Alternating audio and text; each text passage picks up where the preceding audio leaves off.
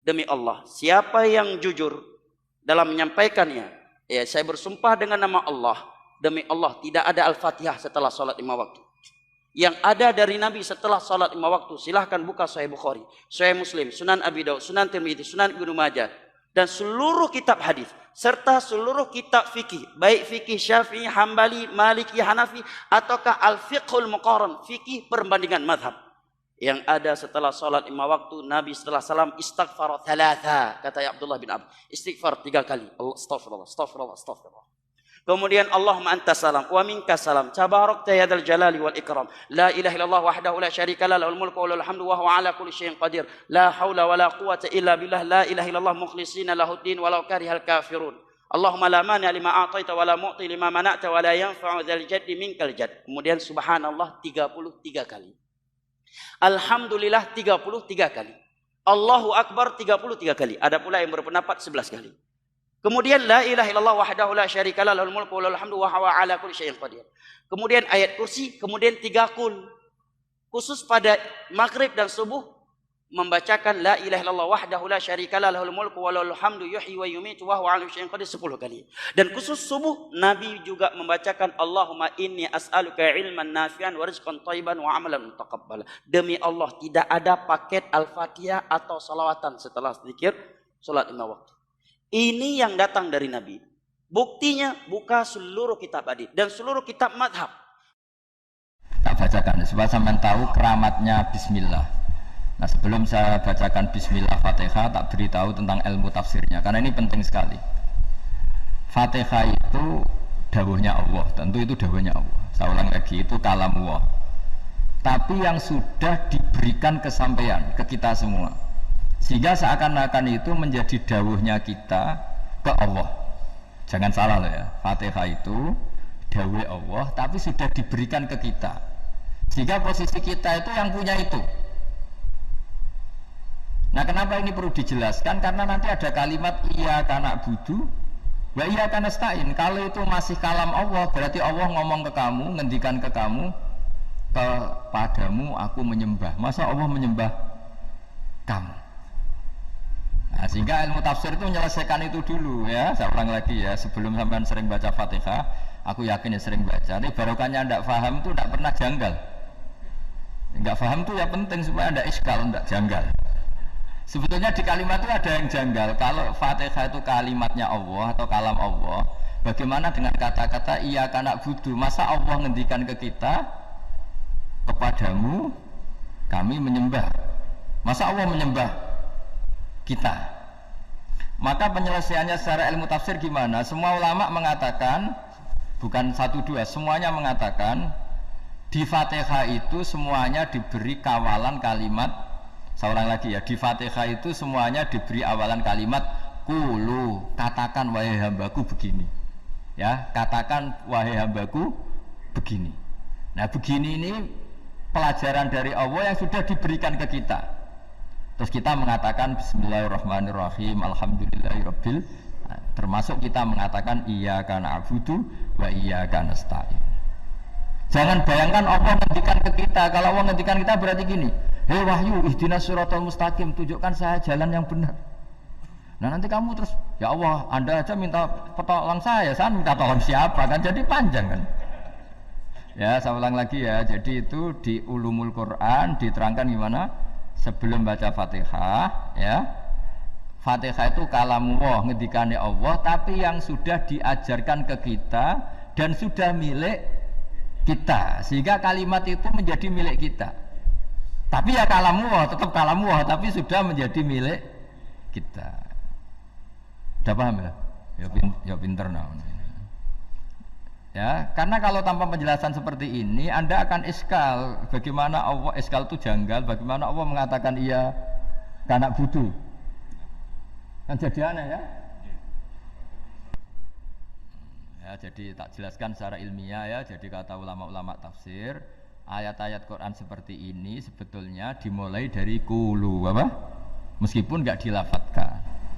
Itu kan sama dengan qul huwallahu ahad Muhammad, katakan kalau Tuhan itu satu. Ya, namanya Quran itu kan kalam Allah, membina nabinya, membina umatnya. Makanya dikatakan atau enggak di sini tersembunyi kata kulu, katakan. Ya. Jadi ya ibarat apa itu? Kamu ngajari anak kamu lah. Le, panggil jenengan bapak kulo. Itu maksudnya anak itu, kalimat itu kalimat kamu, tapi kamu ajarkan ke anak kamu. Terus anak kamu bilang, Pak jenengan bapak kulo. Nah, ketika kamu mengatakan jenengan, bukan kamu mengatakan jenengan anakku, berarti anakmu itu bapakmu, kan lucu kan? Anak kamu ajari jenengan bapak kulo, kamu engkau bapak saya. Terus anak kamu mengulang jenengan atau kamu bapak saya. Berarti itu kalimat yang kamu ajarkan, tapi sekarang sudah milik anak kamu. Kalau itu kalimat kamu kan lucu, masa anak kamu bilang bapak. Nah itu seperti itu. Jadi ulama memberi solusi atau jawaban iya karena abudu. Iya itu sebelumnya ada kata-kata kulu, katakan wahai hambaku, hubungan kamu dengan saya adalah katakan iya karena abudu wa iya karena nasta'in. Terus hubungan kamu dengan saya katakan juga dalam doamu ihdinas siratal mustaqim. Jelas ya, jadi itu kalam Allah yang sudah milik kita karena diajarkan Allah untuk kita. Dong ya? Ya dong, gak jelas gak. Tapi bagus, gak jelas itu bagus. Kalau kamu jelas gak jadi digrab, jadi gubernur. Min azimi fadliha kasratu asma'iha wa fadail ukhra. Ini cerita dramatisnya surat Al-Fatihah. Qala Abu Hurairah radhiyallahu anhu inna iblisa ranna khina unsitat Al-Fatihah. Jadi iblis itu begitu kesakitan. Ini kitab Abu Abdul Farad karangannya Syekh Muhammad Alawi, juga kutipan dari beberapa kitab. Yang jelas beliau sendiri juga ngutip dari beberapa riwayat di beberapa hadis.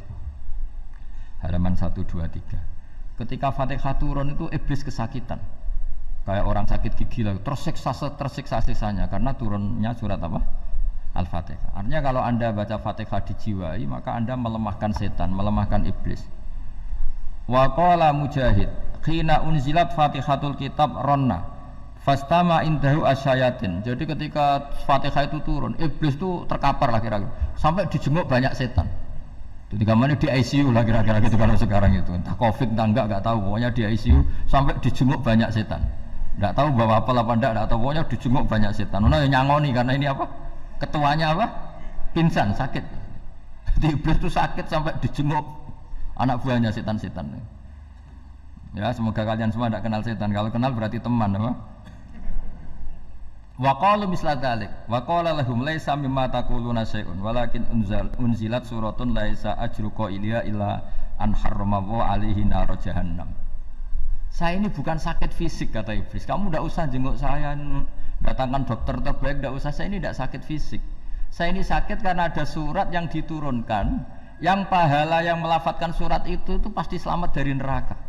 Padahal misi terbesar saya ini supaya manusia masuk neraka. Sekarang punya tamengnya. Wah pusing kan? Ya seperti orang lah goda sampean, ternyata sampean setia, itu kan pusing. Nah ternyata tidak setia, itu yang akhirnya ribet kan itu.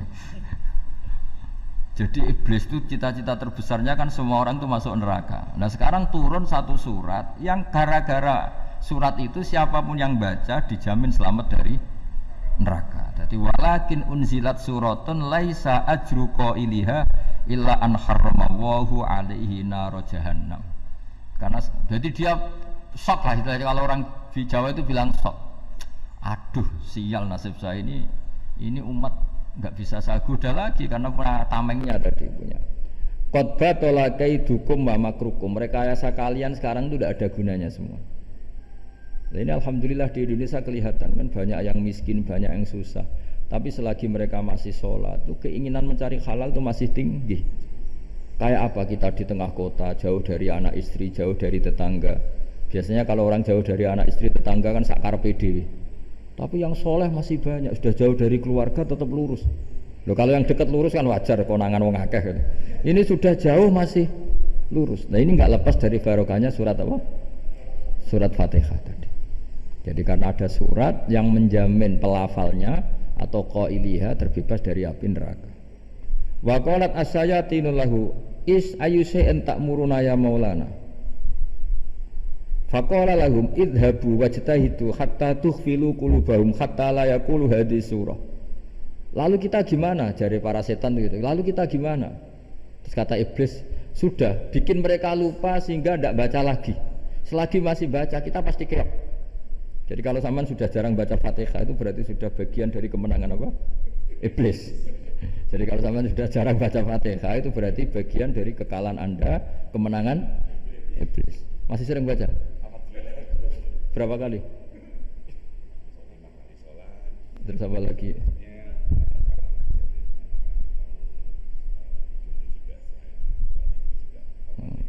Kok 5 kali tok itu? Berarti pas salat fardu tok itu. Enggak 5 kali itu mendingan itu 17. Kamu itu ngitungnya jangan 5 ini. 5 waktu itu berarti lumayan kan? Berapa? 17 ya? Ya. 17 ya? Ya. 17 tapi kalau makmum tuh sering separuh kan, apalagi makmum tarawih. Ya kan? Makmum tarawih itu bacanya Fatihah ada yang sempurna enggak ya? Ya enggak lah. Baru alhamdulillahirabbil alamin makmum ruku ikut ruku gitu. Makmum kan yang tarawih lah Mas. Kalau tarawih jarang sempurna ya. Fatihahnya itu. Kan imam sudah ruku. Kamu bacanya Fatihah sampai mana biasanya? Baru setengah ya. Ya paling pas tarawih aja kan enggak sempurna ya. Apalagi kalau imamnya sing kilat tuh waduh malah ada. Nah ketika Fatihah itu sebegitu keramatnya, sebegitu topnya, itu setan rapat, singkat cerita itu yang tadi dipimpin oleh iblis yang sedang terkapar apa? Terus tadi obatnya nggak ada, cuma dia shock karena ada surat yang turun yang melafatkan itu pasti selamat dari apa? Neraka. Nah ini gimana saran Anda? Sarannya adalah bikin orang-orang itu lupa, tidak baca Fatihah. Nah ini rapatnya iblis. Idhabu wajtahidu hatta tukhfilu qulubahum hatta la yaqulu hadhihi surah. Kala yuksiru qira'ataha wa la yakunu lahum ajrun wa thawabun bal yakunu lahum adzabun wa iqabun. Jadi saya mohon selama ini Anda sudah baca, tapi mungkin hanya rutin saja. Napa rutin saja? Tapi barokahnya ngaji ini kamu punya kekuatan atau punya semangat membaca karena ini surat yang luar biasa. Ibarat gini, kalau sampean tanya, saya juga sering mikir, masa Gus hanya surat kok punya kekuatan seperti itu? Di dunia ini kata Allah, mulai Nabi Adam sampai kiamat, nggak ada yang bisa menandingi kekuatan kalimah. Kalimah itu kata-kata. Nggak ada yang bisa menandingi kata-kata. Misalnya Anda nge-grab, berangkat istri cuek, berangkat cuek. Itu beda dengan ketika meskipun satu kalimat. Wes Pak, muga-muga dilindungi pangeran, mugi-mugi jenengan selamat. Itu menjadi teduh dan semangatnya luar biasa karena kayak mendapat support. Jadi kira-kira kalimat itu hubungannya kita dengan Allah, Fatihah itu seperti itu. Kamu melafadzkan satu kata-kata yang dibenarkan langit bumi, dibenarkan aras, dibenarkan malaikat, dibenarkan semua penghuni di dunia ini. Sehingga itu efeknya luar biasa. Itu seperti gini ya, kamu cerai sama istri, terus nikah lagi katut babon. 10 tahun anak kamu dididik, ibunya benci kamu. Dan memang Anda layak dibenci. Duwidek. Dan sampai nggak pernah manggil kamu Pak. Suatu saat kamu tentu rindu kan ingin dipanggil bapak oleh anak kamu. Suatu saat anak ini manggil kamu Pak E. Wah itu senengnya bukan main. Hanya sebuah kata-kata. Makanya kadang-kadang orang itu tanya sama kiai, ijazah lafadz ini gunanya apa sih? Itu ijazah-ijazah itu untaian kata-kata. Yang kata-kata ini dibenarkan langit dan bumi dan aras dan para malaikat sehingga efeknya itu luar. Nah ibarat seperti itulah, kamu melafadzkan Fatihah itu melafadzkan kata-kata yang dibenarkan Allah dan Rasul dan semua malaikat, semua penghuni langit. Maka ini efeknya pasti luar. Nah di sini lah orang-orang dulu itu tahu keramatnya itu sehingga ketika melawan Belanda, melawan Jepang dulu itu kalimat-kalimat itu menjadi mantra yang luar biasa. Doa lah, doa yang luar biasa. Tapi di era modern karena orang sudah tidak ngerti itu, dianggap itu mantra, jimat, khurafat, bid'ah, waduh ribet meneh malah. Sebetulnya tidak seperti itu. Memang kata-kata ini kekuatannya luar biasa. Sama kesakitan hati kamu juga karena itu. Wis ngojek wangelan ya. Lah Pak di bojo kok kowe gagah tok kene. Wah, iku seling terus mesti. Padahal kalimat itu kan tidak melukai secara fisik, tapi apa kerjanya sesuk sarasa-rasa. Karena terus dengan pengadilan seperti itu kan, ngapain kerja demi perempuan yang seperti ini? Lagi-lagi kata-kata ini luar. Nah bayangkan kalau kata-kata itu adalah kalimat yang diajarkan Allah lewat Rasulnya, lewat malaikat Jibril. Kayak apa kekuatannya itu? Nah, kira-kira Fatihah itu gitu. Kalimat yang baik, kalimat thayyibah diajarkan oleh Allah dan Rasul. Kayak apa kira-kira kekuatannya? Pasti luar biasa. Wong support yang dikatakan istri kita, anak kita aja luar biasa. Apalagi ini support yang diajarkan Allah dan Rasul. Ya makanya saya mohon kalau baca Fatihah, baca kalimat-kalimat thayyibah ketika sholat itu dijiwai. Ya misalnya Rabbana lakal hamdu mil'us samawati wa mil'ul ardi wa mil'u ma syi'ta min syai'im. Engkau zat yang layak dipuji dan pujian ini memenuhi langit dan bumi. Karena kita tahu nggak ada sejengkal di alam raya ini kecuali di situ ada rahmat Allah. Misalnya kamu bisa lewat sampai rumah saya, kamu mungkin anggap biasa